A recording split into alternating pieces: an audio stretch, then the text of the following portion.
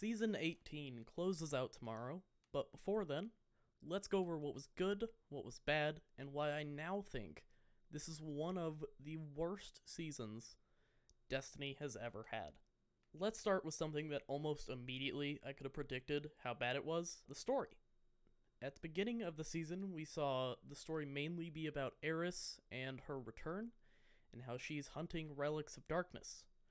However, after a few weeks, Ido began learning about her father's dark past, and we learned that the relics that were scattered around were pieces of Nezarec. Now, I'll admit, when we first found this out, I was excited. I was thinking, hey, we're gonna get to fight Nezarec because we're gonna collect all these pieces, or better yet, we're not gonna collect all of them. Then Aramis is going to release Nezarec, and we'll have to fight him and her, or, either individually. But, as we all know, that didn't happen. What did happen is that we found all the pieces of Nezarec, even coming across some Lucent Hive for, like, a week or two, which kind of went nowhere. Actually, it went nowhere. Those Lucent Hive were not mentioned or given any reason behind them. They were just there.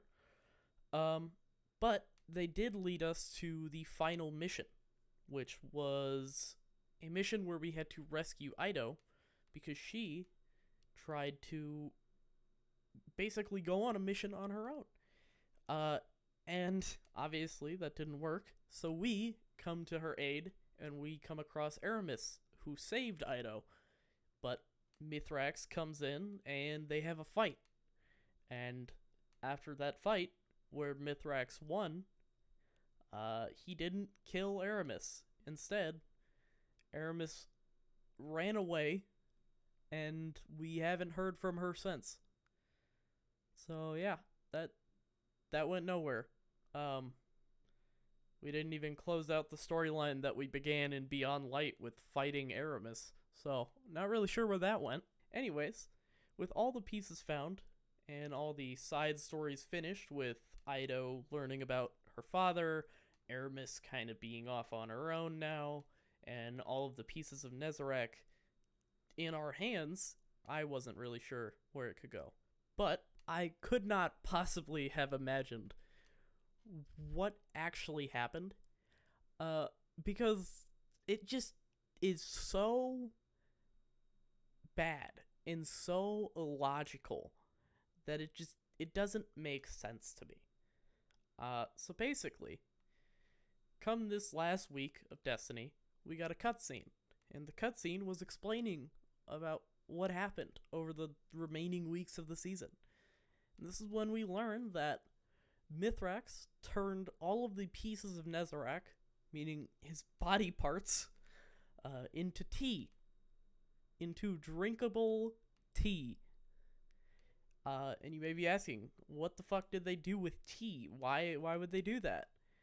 And the answer is, they gave it to Osiris. And that tea woke Osiris out of his little coma that he was in, made him himself again, and it gave him memories from Savathûn about Neptune, the exact place we need to go in Lightfall. Now, I'm not against having lucky moments in stories, but this is straight up the worst way to do it. And just after reading other players' thoughts on it, I think I'm not alone in thinking that. But, here's a few questions that immediately popped in my head when I was watching that cutscene. Number 1, why did Mithrax turn Nezarec into tea, of all things? Number 2, why was it assumed that the tea would help Osiris? Or why did we give it to him in the first place? That just seemed like a dangerous idea. Number 3, why did it work? Why did the tea work to not only wake up Osiris, but give him more of Savathûn's memories?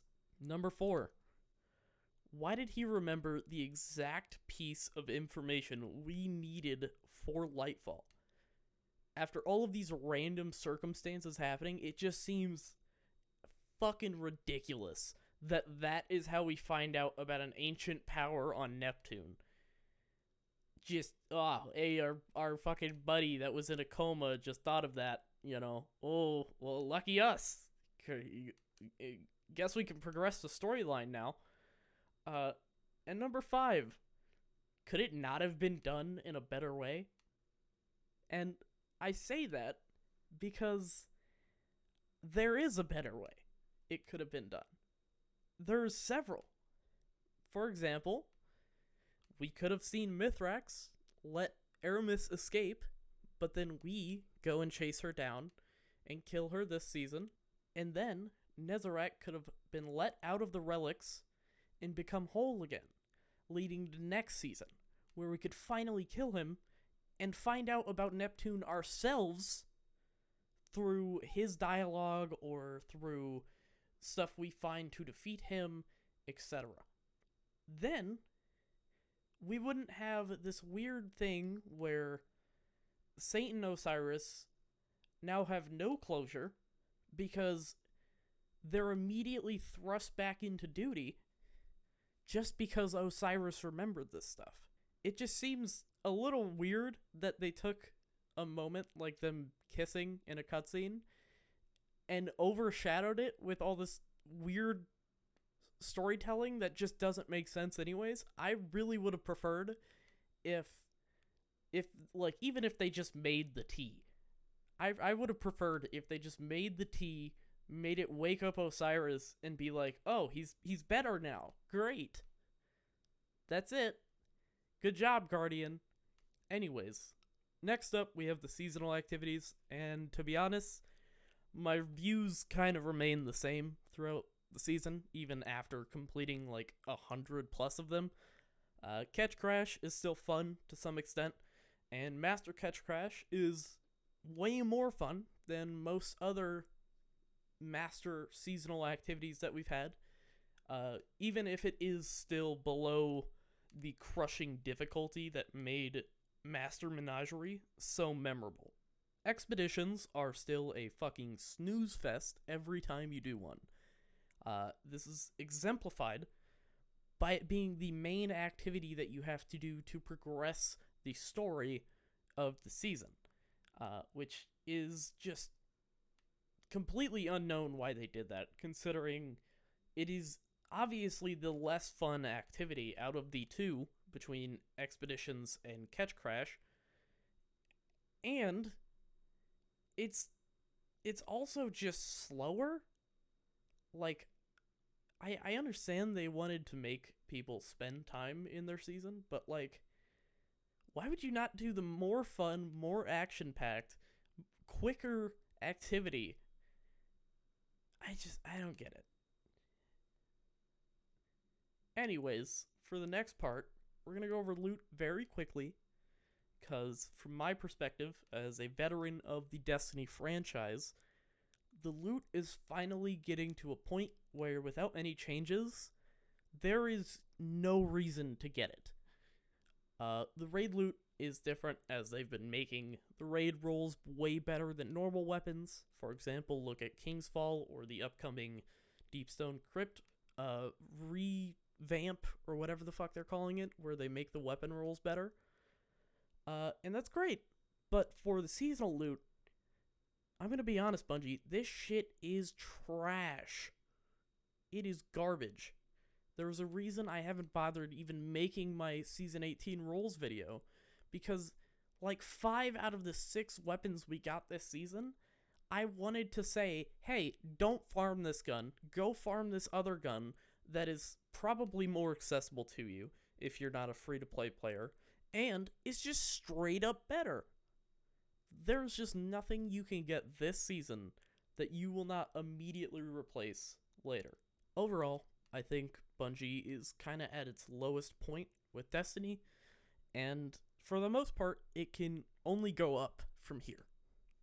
However, I think there is still some possibility where Bungie tries to hold out a little longer on this path with the seasonal model and just the game as a whole, whether it be out of stubbornness or out of hope that after final shape everything will be fine and they'll be back on top and their game won't be pretty poorly performing.